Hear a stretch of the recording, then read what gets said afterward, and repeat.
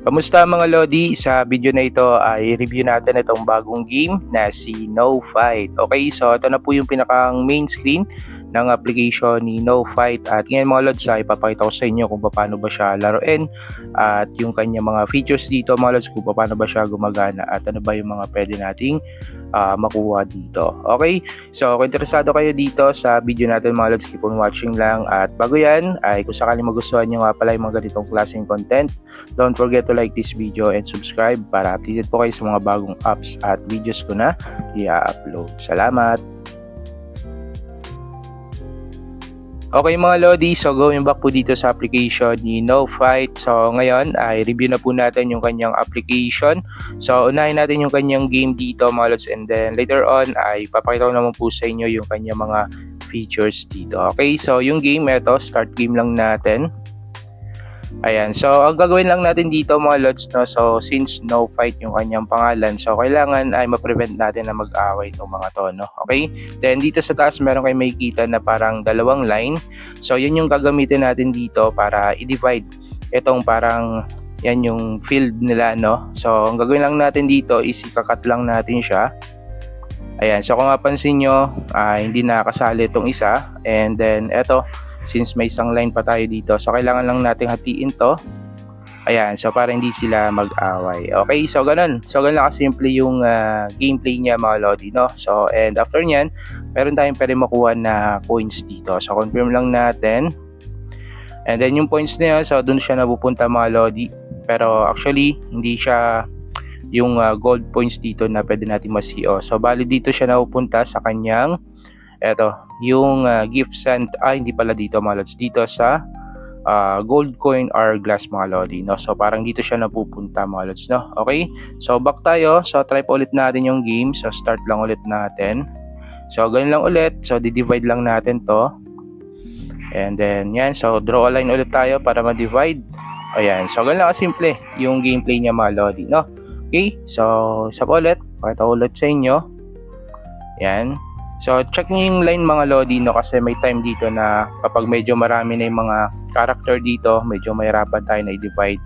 Yan. Pero pag ganito mga pa tatlo-tatlo lang, so madali pa yan mga Lodi, no? Okay, so try po ulit natin. Yan. So, ganun lang. So, ganun lang kasimple mga Lodi, no? Okay. So, ito, apat na sila pero medyo madali pa rin siya. Yan. Ayun, so isang line lang na kompleto na agad natin. So, confirm. Ayan, so ganun lang mga Lods, no, yung gameplay niya. So check nyo na lang po yan and explore nyo na lang din. So actually napakadali lang naman po niya laruin. Okay, at ngayon ay explore na natin yung kanyang mga features dito. Okay, so dito sa taas mga Lods, meron tayong pwedeng maipon dito na dalawang points, which are green.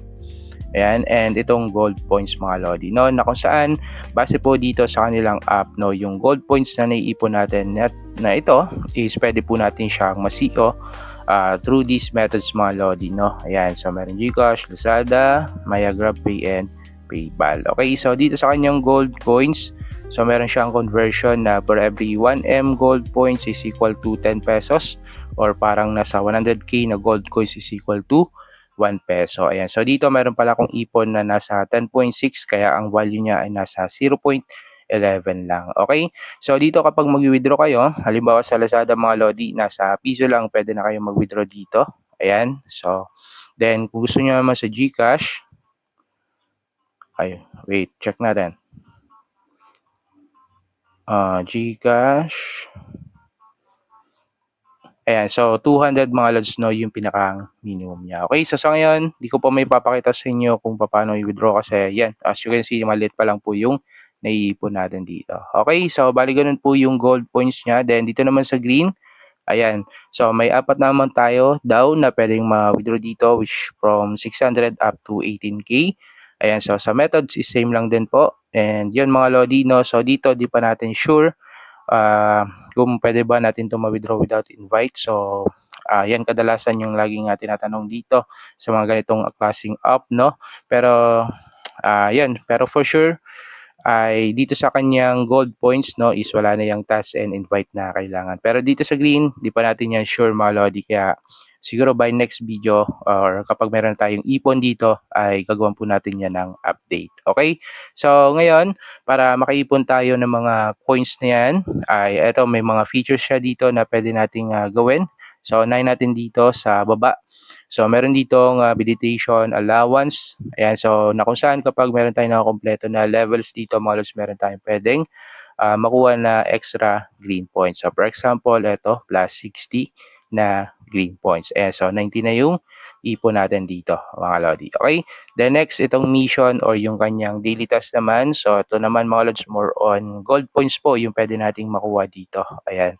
Okay, tsaka itong parang heart. Yung heart na yan, dito naman natin siya magagamit dito sa taas na kung saan kapag nakompleto natin yung 100, yun yung heart na yun. So meron pa tayong pwede makuha na extra gold points and green points. Tsaka ito yung parang star mga lodi. Okay, so yung mga tasks, so check nyo na lang po yan. Ano? So madali lang din naman yung gawin. Okay?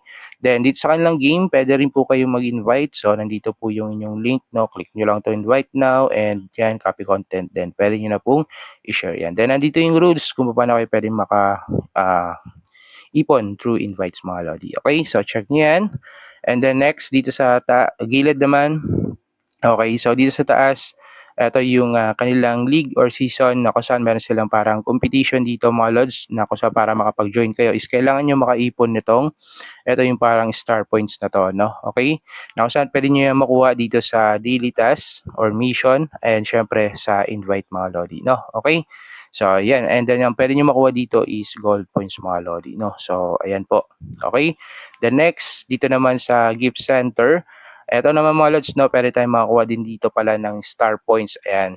And then gold points and green points mga lodi. So para makakuha tayo niyan, ay kailangan natin makakuha ng add coupon dito. So para makakuha ng add coupon, so pwede kayong mag-claim dito. So click nyo to, then manood lang kayo ng ads. At saka I think dito rin mga lodi, meron kayong pwede makuha ata. Wala pala dito. So dito lang siya mga lodi, no? Dito sa ito yung claim add coupon. Okay, then pag meron na kayo niyan, so gamitin nyo lang siya. Yan, so for example, claim one time. Yan, so mag-automatic draw siya. So yan mga lodi, so gold points yung nakuha natin. Okay, then may limit lang siya. So pwede daw tayo makapag-claim 10 times. Ayan. Then dito sa add coupon, pwede tayo makakuha ng 5 times per day. Okay? So, ayan mga lodi. So, bali ganito sa gift center. And then next, dito naman po sa gold coin or glass. So, dito nga nakukuha natin mga lods, no, yung coins dun sa game. And then, naiipon siya dito. Then, dito meron siyang help, no, or description kung paano ba to gumagana. So, dito mga lods, kailangan lang natin mapass yung 200 level, no? So, para ma-on natin yung switch ng hourglass. Then, meron tayong pwede makuha dito na gold points. And sabi dito, yung pwede natin makuha na gold points is nakabase po sa ating activity level. So, basahin nyo po dito, no, para mas maunawaan nyo po. Okay, so pwede pa tayong makakuha ng, so in short, pwede pa po tayong makakuha dito ng gold points. Okay? And then dito naman sa left side, so bali part lang po yan ng mission or yung daily task. Okay? So bali yun lang naman mga lods, no, yung gameplay and features nitong application ni No Fight. Ayan, at kung sakali nagustuhan niyo yung kanyang game at yung mga features niya dito at kung gusto nga i-try itong app, so nasa inyo na po yan, no? Okay? So kung tatanungin niyo naman po kung legit yung app, although kahit wala pa tayong proof dito, pero masabi ko sa inyo ay legit naman tong app kasi itong application na to is bale parang sister app na rin po siya ng mga previous application like yung Fansort, Kulady. Ayan, so bale, yan, twin sister app po yan mga lodi. Okay? So, yun lang mga lods muna sa video natin. At kung meron kayong katanungan tungkol dito sa application, so comment nyo lang po dyan sa baba. At disclaimer lang mga lods, this video is for information and review purposes only. At lahat ng pinakita sa inyo dito ay based lang po sa aking personal experience sa paggamit dito sa app. Okay, so yun lang po muna sa video natin mga lodi. Maraming salamat sa panonood and God bless po.